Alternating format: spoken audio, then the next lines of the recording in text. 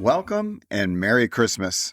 Today we come to the final chapter of A Christmas Carol by Charles Dickens, a story that has reminded generations of the power of kindness, repentance, generosity, and joy. If you want to hear the whole story, scroll down in our previous episodes and you'll find it from a couple years ago. Whether this is your first time hearing this tale or a beloved tradition you return to every year, I'm so glad you're here this Christmas morning. Now settle in as we listen to the last chapter and discover what becomes of Ebenezer Scrooge when a changed heart meets a new day.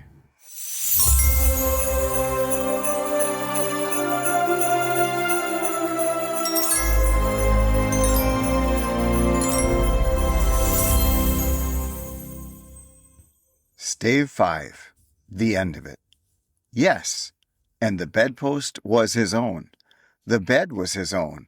The room was his own. Best and happiest of all, the time before him was his own, to make amends in. I will live in the past, the present, and the future, Scrooge repeated, as he scrambled out of bed. The spirits of all three shall strive within me. O Jacob Marley! Heaven and the Christmas time be praised for this.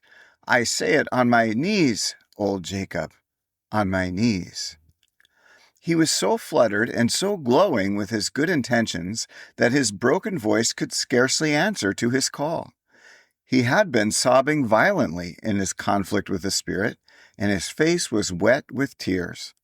"They are not torn down," cried Scrooge, folding one of his bed curtains in his arms. "They are not torn down, rings and all. They are here. I am here. The shadows of the things that would have been may be dispelled. They will be. I know they will." His hands were busy with his garments all this time, turning them inside out, putting them on upside down, tearing them, mislaying them, making them parties to every kind of extravagance. "I don't know what to do," cried Scrooge, laughing and crying in the same breath, and making a perfect lacoon of himself with his stockings. "I am as light as a feather. I am as happy as an angel. I am as merry as a schoolboy. I am as giddy as a drunken man. A Merry Christmas to everybody. A Happy New Year to all the world. Hello here. Whoop. Hello." He had frisked into the sitting room and was now standing there, perfectly winded. "There's the saucepan that the gruel was in," cried Scrooge, starting off again and going round the fireplace. "There's the door by which the ghost of Jacob Marley entered. There's the corner where the ghost of Christmas Present sat. There's the window where I saw the wandering spirits. It's all right. It's all true. It all happened. Ha, ha, ha." Really, for a man who had been out of practice for so many years, it was a splendid laugh, a most illustrious laugh, the father of a long, long line of brilliant laughs. "I don't know what day of the month it is," said Scrooge. "I don't know how long I've been among the spirits. I don't know anything. I'm quite a baby. Never mind. I don't care. I'd rather be a baby. Hello! Whoop! Hello here!" He was checked in his transports by the churches ringing out the lustiest peals he had ever heard. Clash, clang, hammer, ding, dong, bell, bell, dong, ding, hammer, clang, clash. Oh, glorious, glorious! Running to the window, he opened it and put out his head. No fog, no mist, clear, bright, jovial, stirring, cold, cold, piping for the blood to dance to, golden sunlight, heavenly sky, sweet fresh air, merry bells. Oh, glorious, glorious! "What's today?" cried Scrooge, calling downward to a boy in Sunday clothes, who perhaps had loitered in to look about him. "Eh?" returned the boy, with all his might of wonder. "What's today, my fine fellow?" said Scrooge. "Today?" replied the boy. "Why, Christmas Day." "It's Christmas Day," said Scrooge to himself. "I haven't missed it. The spirits have done it all in one night. They can do anything they like. Of course they can. Of course they can. Hello, my fine fellow." "Hello," returned the boy. "Do you know the poulterers in the next street but one, at the corner?" Scrooge inquired. "I should hope I did." replied the lad. An intelligent boy, said Scrooge. A remarkable boy. Do you know whether they've sold the prize turkey that was hanging up there? Not the little prize turkey, the big one. What? The one as big as me? Returned the boy. What a delightful boy, said Scrooge. It's a pleasure to talk to him. Yes, my buck. It's hanging there now, replied the boy. Is it? Said Scrooge. Go and buy it. Walker! Exclaimed the boy. No, no, said Scrooge. I am in earnest. Go and buy it, and tell him to bring it here that I may give them the direction where to take it. Come back with the man, and I'll give you a shilling. Come back with him in less than 5 minutes, and I'll give you half a crown. The boy was off like a shot. He must have a steady hand at a trigger who could have got off a shot half so fast. I'll send it to Bob Cratchit's, whispered Scrooge, rubbing his hands and splitting with a laugh. He shan't know who sends it. It's twice the size of Tiny Tim. Joe Miller never made such a joke as sending it to Bob's will be. The hand in which he wrote the address was not a steady one, but write it he did, somehow, and went downstairs to open the street door, ready for the coming of the poulterer's man. As he stood there waiting his arrival, the knocker caught his eye. I shall love it as long as I live, cried Scrooge, patting it with his hand. I scarcely ever looked at it before. What an honest expression it has in its face. It's a wonderful knocker. Here's the turkey. Hello! Whoop! How are you? Merry Christmas! It was a turkey. He never could have stood upon his legs, that bird. He would have snapped him short off in a minute, like sticks of sealing wax. Why, it's impossible to carry that to Camden Town, said Scrooge. You must have a cab. The chuckle with which he said this, and the chuckle with which he paid for the turkey, and the chuckle with which he paid for the cab, and the chuckle with which he recompensed the boy, were only to be exceeded by the chuckle with which he sat down breathless in his chair again, and chuckled till he cried. Shaving was not an easy task, for his hand continued to shake very much, and shaving requires attention, even when you don't dance while you are at it. But if he had cut the end of his nose off, he would have put a piece of sticking plaster over it, and been quite satisfied. He dressed himself all in his best, and at last got out into the streets. The people were by this time pouring forth, as he had seen them with the ghost of Christmas present, and walking with his hands behind him, Scrooge regarded every one with a delighted smile. He looked so irresistibly pleasant, in a word, that 3 or 4 good-humored fellows said, "Good morning, sir. A Merry Christmas to you." And Scrooge said often afterwards that of all the blithe sounds he had ever heard, those were the blithest in his ears. He had not gone far, when coming on towards him he beheld the portly gentleman who had walked into his counting-house the day before, and said, "Scrooge and Marley's, I believe?" It sent a pang across his heart to think how this old gentleman would look upon him when they met. But he knew what path lay straight before him, and he took it. "My dear sir," said Scrooge, quickening his pace and taking the old gentleman by both his hands, "how do you do? I hope you succeeded yesterday. It was very kind of you. A Merry Christmas to you, sir." "Mr. Scrooge?" "Yes," said Scrooge. "That is my name, and I fear it may not be pleasant to you. Allow me to ask your pardon, and will you have the goodness—" Here Scrooge whispered in his ear. "Lord bless me!" cried the gentleman, as if his breath were taken away. "My dear Mr. Scrooge, are you serious?" "If you please," said Scrooge, "not a farthing less. A great many back payments are included in it, I assure you. Will you do me that favor?"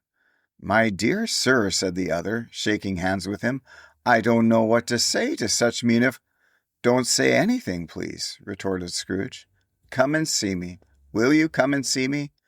"I will," cried the old gentleman, and it was clear he meant to do it. "Thank ye," said Scrooge. "I am much obliged to you. I thank you 50 times. Bless you."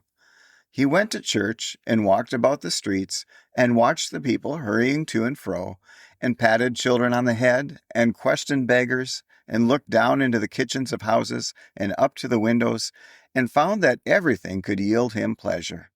He had never dreamed that any walk, that anything, could give him so much happiness. In the afternoon he turned his steps towards his nephew's house. He passed the door a dozen times before he had the courage to go up and knock. But he made a dash and did it. "Is your master at home, my dear?" said Scrooge to the girl. "Nice girl, very." "Yes, sir." "Where is he, my love?" said Scrooge. "He's in the dining room, sir, along with mistress. I'll show you upstairs, if you please." "Thank ye. He knows me," said Scrooge, with his hand already on the dining room lock. "I'll go in here, my dear." He turned it gently and sidled his face in, round the door. They were looking at the table, which was spread out in great array, for these young housekeepers are always nervous on such points, and like to see that everything is right. "Bread," said Scrooge. Dear heart alive, how his niece by marriage started! Scrooge had forgotten for the moment about her sitting in the corner with a footstool, or he wouldn't have done it on any account. "Why, bless my soul!" cried Fred. "Who's that?" "It's I, your Uncle Scrooge. I have come to dinner. Will you let me in, Fred?" Let him in? It is a mercy he didn't shake his arm off. He was at home in 5 minutes. Nothing could be heartier. His niece looked just the same. So did Topper when he came. So did the plump sister when she came. So did everyone when they came. Wonderful party, wonderful games, wonderful unanimity, wonderful happiness. But he was early at the office next morning. Oh, he was early there. If he could only be there first and catch Bob Cratchit coming in late. That was the thing he had set his heart upon. And he did it. Yes, he did. The clock struck 9. No Bob. 1/4 past. No Bob. He was full 18 minutes and a half behind his time. Scrooge sat with his door wide open, that he might see him come into the tank. His hat was off before he opened the door, his comforter, too. He was on his stool in a jiffy, driving away with his pen, as if he were trying to overtake 9 o'clock. "Hello," growled Scrooge in his accustomed voice, as near as he could feign it. "What do you mean by coming here at this time of day?" "I'm very sorry, sir," said Bob. "I am behind my time." "You are?" repeated Scrooge. "Yes, I think you are. Step this way, sir, if you please." "It's only once a year, sir," pleaded Bob, appearing from the tank. "It shall not be repeated. I was making rather merry yesterday, sir." "Now I'll tell you what, my friend," said Scrooge. "I am not going to stand this sort of thing any longer, and therefore," he continued, leaping from his stool and giving Bob such a dig in the waistcoat that he staggered back into the tank again, "and therefore I am about to raise your salary." Bob trembled and got a little nearer to the ruler. He had a momentary idea of knocking Scrooge down with it, holding him, and calling to the people in the court for help and a straight waistcoat. "A Merry Christmas, Bob," said Scrooge with an earnestness that could not be mistaken, as he clapped him on the back. "A merrier Christmas, Bob, my good fellow, than I have given you for many a year. I'll raise your salary and endeavor to assist your struggling family, and we will discuss your affairs this very afternoon over a Christmas bowl of smoking bishop, Bob. Make up the fires and buy another coal scuttle before you dot another I, Bob Cratchit." Scrooge was better than his word. He did it all, and infinitely more. And to Tiny Tim, who did not die, he was a second father. He became as good a friend, as good a master, and as good a man as the good old city knew, or any other good old city, town, or borough in the good old world. Some people laughed to see the alteration in him, but he let them laugh, and little heeded them, for he was wise enough to know that nothing ever happened on this globe for good, at which some people did not have their fill of laughter at the outset, and knowing that such of these would be blind anyway, he thought it quite as well that they should wrinkle up their eyes in grins, as have the malady in less attractive forms. His own heart laughed, and that was quite enough for him. He had no further intercourse with spirits, but lived upon the total abstinence principle ever afterwards. And it was always said of him that he knew how to keep Christmas well, if any man alive possessed the knowledge. May that be truly said of us, and all of us. And so, as Tiny Tim observed, God bless us, every one. And so, as Dickens tells us, Scrooge knew how to keep Christmas well, if any man alive possessed the knowledge. Thank you for listening to this last chapter of A Christmas Carol here on Classic Christmas Stories, and for sharing these stories with friends, family, and loved ones throughout the season. Your support, your listens, and your kindness mean more than I can say. If you've enjoyed these stories, I invite you to subscribe or follow the podcast so you'll be here when we return next year with another season of Classic Christmas Tales. From my home to yours, thank you for making these stories part of your Christmas. Merry Christmas, and God bless us, everyone.